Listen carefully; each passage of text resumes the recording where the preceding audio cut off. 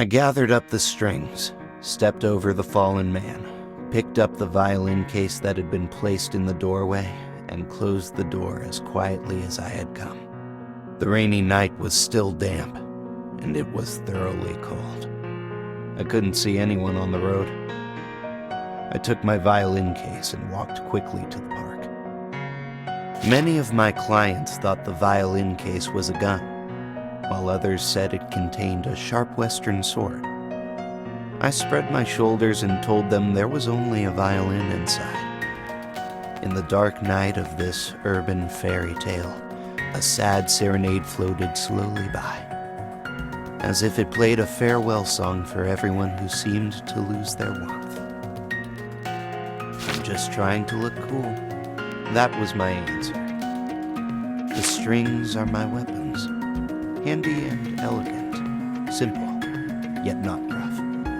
As for why I chose a violin over a bunch of stringed instruments, it's just a personal label I put on myself. The violin is classical, yet not pedantic, filled with the romance of men on Baker Street in the Middle Ages. In modern society, it is also my excellent idol, Kiro's instrument. Men are idolaters, after all. Nowadays, there are various ways to make money. That's why a killer is commonplace.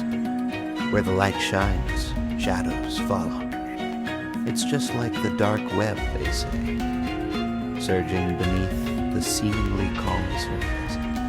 Soon I arrived at the appointed place, and my phone kept popping up text messages from my girlfriend. I had to lower my head to reply hastily, gnawing my teeth, cursing the red light ahead. Suddenly, across the road, a silver-haired figure dressed in a black suit shone brightly in the dark and passed before me, oblivious to my presence. Kiro? Kiro? Wait, there was something wrong.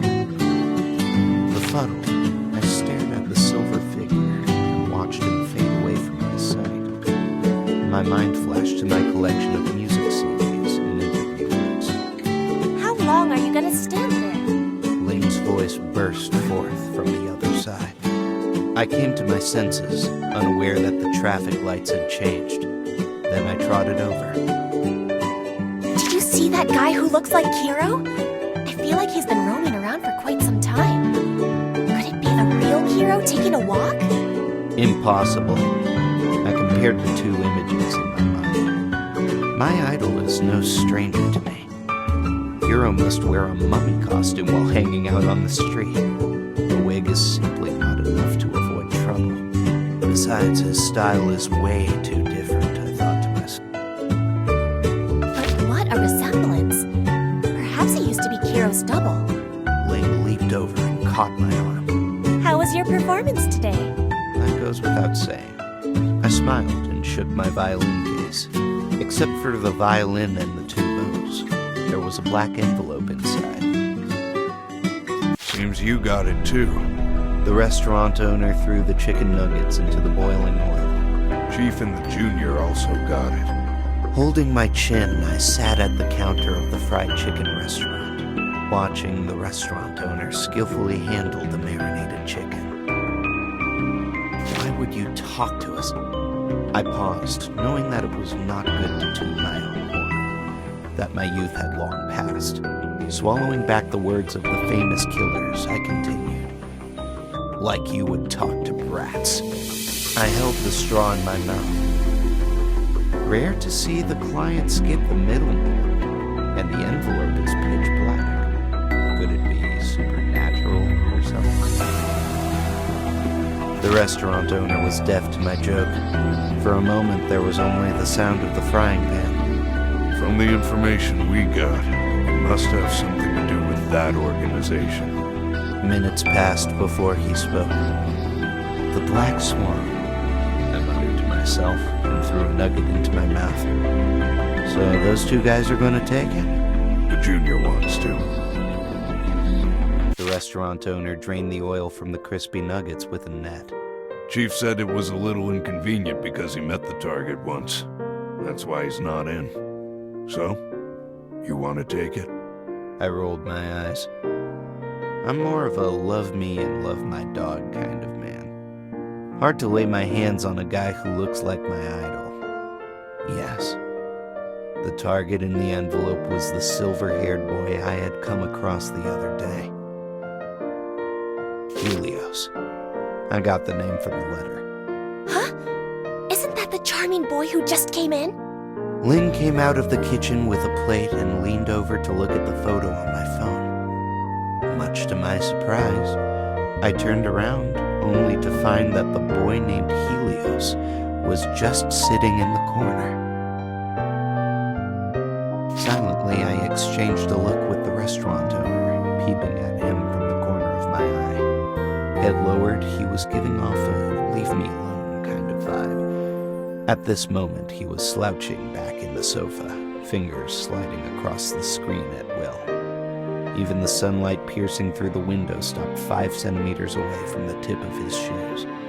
Anyone who knows the ropes could tell that an obvious target like him is either a fool or a hard nut to crack. I bet he's texting messages to his girlfriend. Lynn whispered in my ear. Who? I didn't get it as I was scrutinizing the target. That cool guy who just came in with a fierce look on his face. But now he's staring at the phone in delight. Confused, I followed her gaze to look at the target. I didn't notice that the sunshine had spread over his shoulder. At the intersection of light and shadow, he looked at the phone with indifference. I turned my head, lips curled. Delight? You men just have no talent for catching vibes. Then, humming a tune, she went up to Helios. Hello, here's the newest donut in our restaurant. A gift for you. She received a cold answer before putting down the plate. No thanks. This is a free gift. I never eat this kind of thing. We can pack it up for you. Lynn waved her fingertip. And you can take it to your girlfriend. Hearing this, Helios slowly took his eyes off the phone. You are too loud. To be honest, based on a week of tracking him, there was nothing special about the boy named Helios. Munching on bread, I hunched in front of the computer screen and yawned for the 8th time. Yes, I finally took the mission. For no particular reason, the man behind the deal multiplied the price tenfold, enough for me to retire and enjoy a happy and carefree life with Lynn. That is, if I survive this. The rustle of headphones interrupted my thoughts.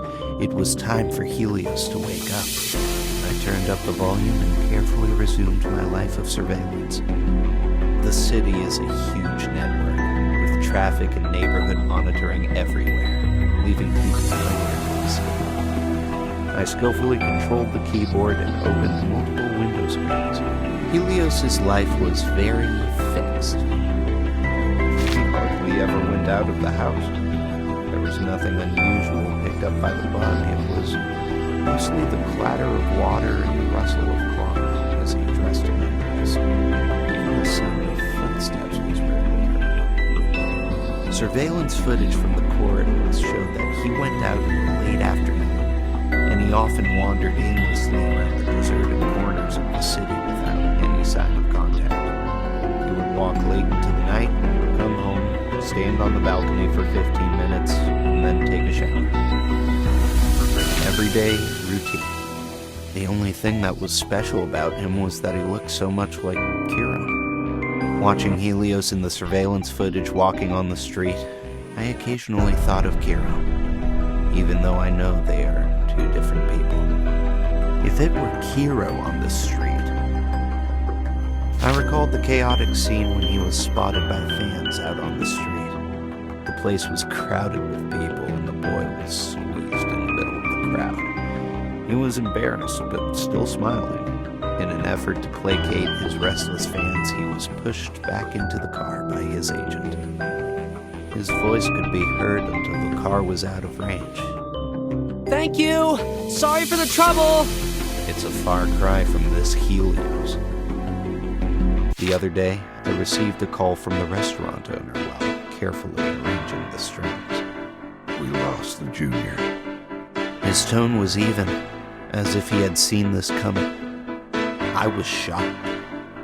Watching Helios walking on the screen of the monitor, a chill ran through my fingers.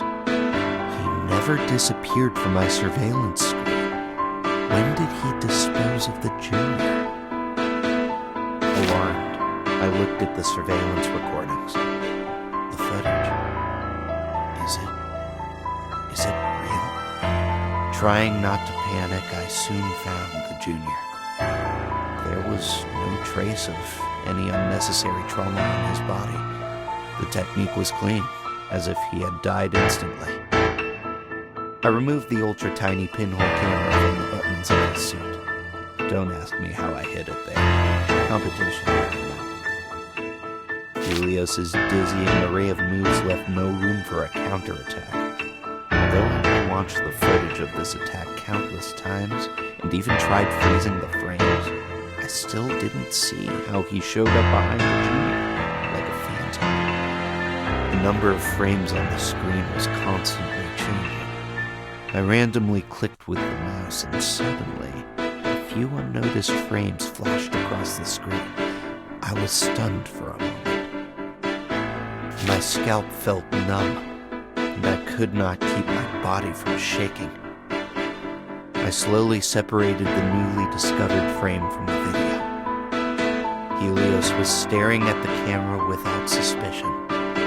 He was looking right at the camera, convinced someone was watching him.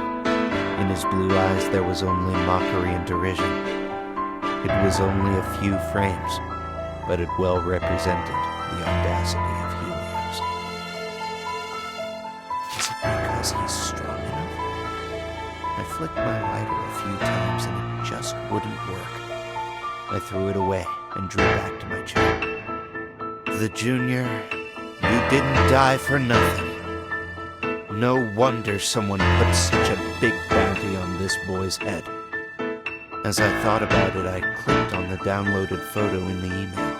The girl in the picture was smiling, bathed in the sun like a blooming flower. So, I have to start with her. In addition to a huge deposit, an anonymous email arrived in my inbox. It contained an address, and attached were several photos of the girl, including a photo with Helios in the car. The address belonged to a film and television company. The girl in the photo was the head of that company. Helios never got close to it, which was a nice break. But before spending too much time surveilling the company, I received another email. This time the email was not anonymous and contained a new address. It pointed to where Helios lives. I tried to find the IP address of where the email originated, but the other side of the operation was sophisticated and cunning. After searching for a long time, I did not find anything. And the screen was inexplicably locked. You don't want anyone to approach that girl, I thought as I stared at the black screen. But it also means the more obstacles I meet, the more valuable she is. Expecting the girl to pass by after work, I glanced at my watch and began counting down. At that moment, a headlight roared past at the other end of the alley, and a figure was reflected abruptly on the wall. My mind went blank, and my body froze in place. I could only watch him coming towards me. His face was hidden by the light, and only indifferent gray-blue pupils were revealed. He had a smile on his face, snide and cold. It is often said that in times like these, your whole life will flash before your eyes. But at that moment, I only had one thought. Had I known this would happen, I'd have taken another bite of Ling's fried chicken before coming here.